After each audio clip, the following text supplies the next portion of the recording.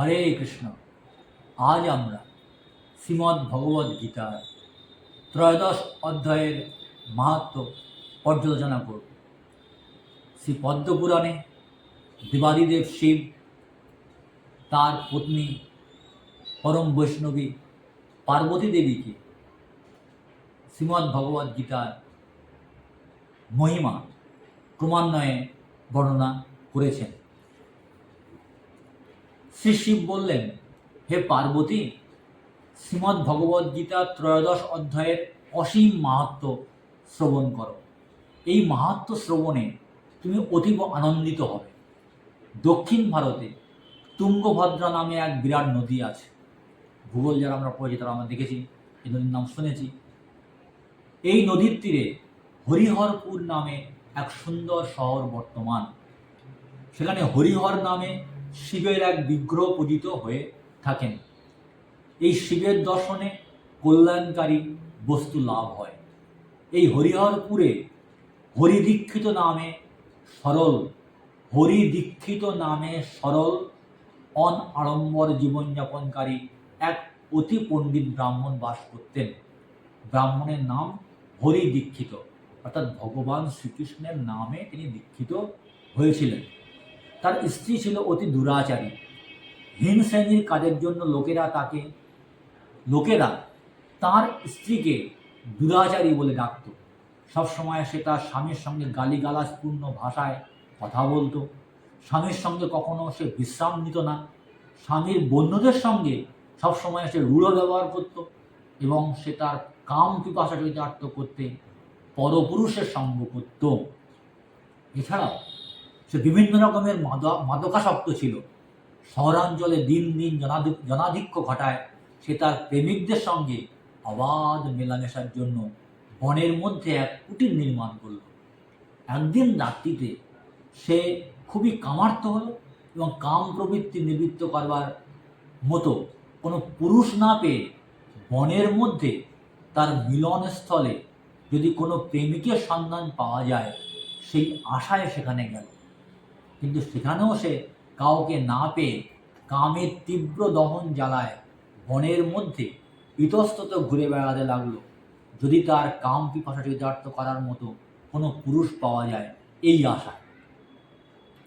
কিছুক্ষণ এমনিভাবে ঘুরে বেড়ানোর পর দেখল তার দেহ, ইন্দ্রিয় ও মন দহন জ্বালায় এত জ্বলছে যে সে তাদের কাম পিপাসা নিবৃত্ত করতে না পেরে হতভম্বের মতো বনে পড়ে কাঁদতে শুরু করে দিল। তার কান্নার রব শুনে এক ক্ষুধার্ত বাঘের ঘুম ভেঙে গেল। জেগে উঠে বাঘটি দ্রুত সেই স্থানে পৌঁছালো। বাঘের আগমনের শব্দ শুনে কামার্তা নারী উঠে পড়ল এবং মনে মনে ভাবল, নিশ্চয়ই কেউ তার প্রয়োজন মেটাতে এগিয়ে আসছে। সে দেখল একটা বাঘ তার সামনে হাজির। বাঘটি তার তীক্ষ্ণ নখ দিয়ে তাকে চিরে ফেলতে উদ্যত হলো। তখন সেই কামার্তা নারীটি বলল, হে ব্যাঘ্র, তুমি কেন আমাকে হত্যা করতে এখানে এসেছো? এর উত্তর আগে দাও, তারপর আমাকে হত্যা করো। পশুরাজ সেই দুরাচারী নারীকে হত্যার কাজে বিরত হয়ে হেসে উঠল। তারপর সেই কাহিনীটি বলল। দক্ষিণ দেশে মালাপহা নামে এক নদী আছে, মালাপহা, এবং তার তীরে মুনিপর্ণ নামে এক শহর আছে। শহরের নাম মুনিপর্ণ। সেখানে পঞ্চলিঙ্গ নামে ভগবান শিবের এক বিখ্যাত বিগ্রহ আছে, পঞ্চলিঙ্গ। সেই শহরে এক ব্রাহ্মণ পরিবারে আমার জন্ম হয়। এমন উচ্চ বংশে জন্ম হলেও আমি কিন্তু খুবই লোভী ছিলাম। অর্থাৎ বাঘটি বলছে, বাঘ আগের জন্মে ব্রাহ্মণ ছিল, উচ্চ কুলে জাত। নিজের ইন্দ্রিয়গুলির উপর আমার কোনো নিয়ন্ত্রণ ছিল না। অর্থাৎ ব্রাহ্মণটি তার নিজের ইন্দ্রিয়গুলোকে নিয়ন্ত্রণ করতে পারত না, কন্ট্রোল ছিল না, কোনো ইন্দ্রিয় সংযমতা ছিল না। আমি নদী তীরে বসে থাকতাম এবং যজ্ঞ করতে কোনো লোক এলে সে যদি যজ্ঞের কাজে অযোগ্য হয় তবু আমি তাদের যজ্ঞ সম্পাদন করতাম। সবাই যজ্ঞ করতে পারে না। অযোগ্য ব্যক্তিকে যজ্ঞ করা হলে তার পাপের ফল ভোগ করতে হবে। জড়বাদী বিষয়ী লোকদের বাড়িতেও আমি আহার গ্রহণ করতাম। যজ্ঞ ও বিগ্রহ অর্চনার নামে আমি প্রয়োজন অতিরিক্ত অর্থ সংগ্রহ করতাম। আমাদের শাস্ত্রে নিষেধ আছে, যজ্ঞ আর বিগ্রহ অর্চনার জন্য অতিরিক্ত অর্থ সংগ্রহ করা যায় না। শাস্ত্রের বিধি বা বিধান নিষেধ রয়েছে। এবং নিজের ইন্দ্রিয় তর্পণের জন্য সেই অর্থ ব্যয় করতাম।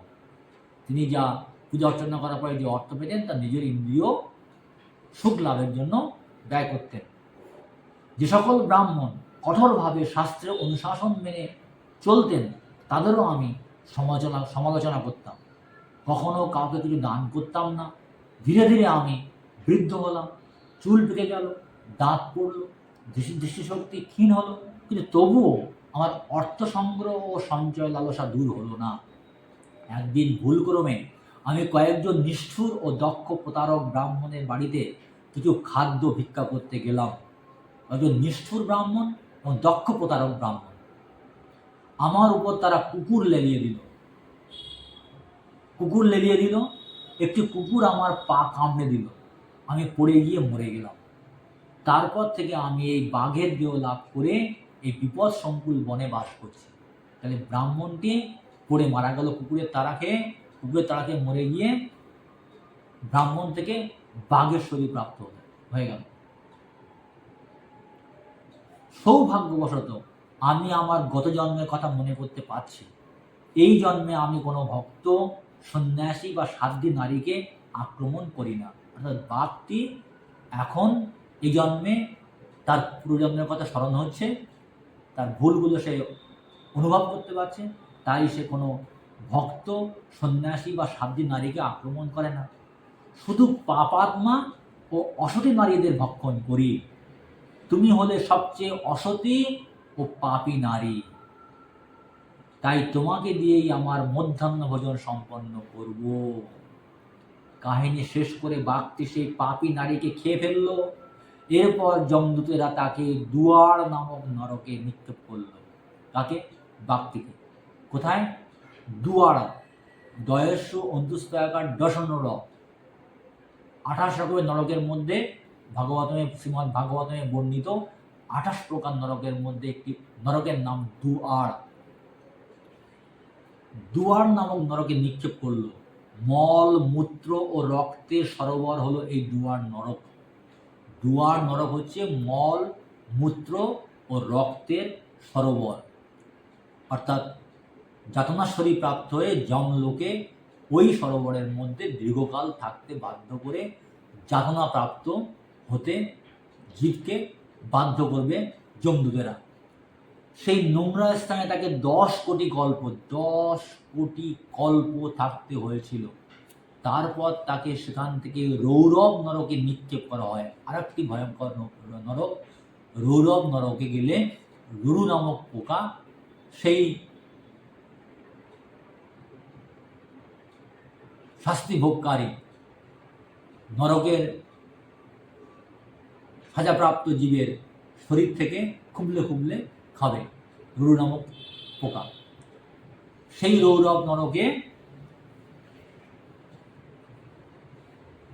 নিক্ষেপ করা হয়। সেখানে তাকে 100 মন্বন্তর কাল থাকতে হয়, দীর্ঘকাল, 100 মন্বন্তর কাল। এরপর সে চণ্ডালিনী হয়ে মর্তে জন্মগ্রহণ করে এবং আবার সেই পাপ পথে জীবনযাপন করে। তার এই পাপ কাজের জন্য তার কুষ্ঠ ও যক্ষা রোগ হয়। সৌভাগ্যবশত আর একবার সে হরিহরপুরে তীর্থে যায়। অম্বিকা দেবীর অর্থাৎ দেবী পার্বতীর মন্দির সন্নিকটে, অম্বিকা দেবী অর্থাৎ পার্বতী দেবীর মন্দিরের সন্নিকটে সে মহামুনি বসুদেবকে নিয়ত শ্রীমদ্ ভগবদ গীতা 13 অধ্যায় পাঠ করতে দেখল। কি দেখল? মহামুনি বসুদেব তিনি নিয়মিত শ্রীমদ্ ভগবদ গীতা 13 অধ্যায় পাঠ করছেন। তার মুখে অর্থাৎ ওই মহামুনি বসুদেবের মুখে এই পাঠ শুনে সে আকৃষ্ট হলো এবং বারবার সেই পাঠ শুনল। এই পাঠ শ্রবণের ফলে সে চণ্ডালিনীর দেহ ত্যাগ করে তার অতীব পাপপূর্ণ কার্যাবলী প্রতিক্রিয়া থেকে সম্পূর্ণরূপে মুক্ত হলো, ভগবান বিষ্ণুর মতো চতুর্ভুজ মূর্তি ধারণ করে সে বৈকুণ্ঠে গমন করল। এই কাহিনী থেকে আমাদের এই বিশ্বাস অর্জিত হয় যে ভগবান শিব তার পত্নী পার্বতী দেবীকে যা বর্ণনা করছেন পদ্মপুরাণ অনুসারে তা একবর্ণ মিথ্যা নয়। আর শ্রীমদ্ ভগবদ্ গীতার 13 অধ্যায় যদি আমরাও পাঠ করি তাহলে আমরাও কোটি কোটি জন্মের পাপ থেকে মুক্ত হয়ে অন্তিমে মৃত্যুর পরে বৈকুণ্ঠ লোকে ফিরে যেতে পারব।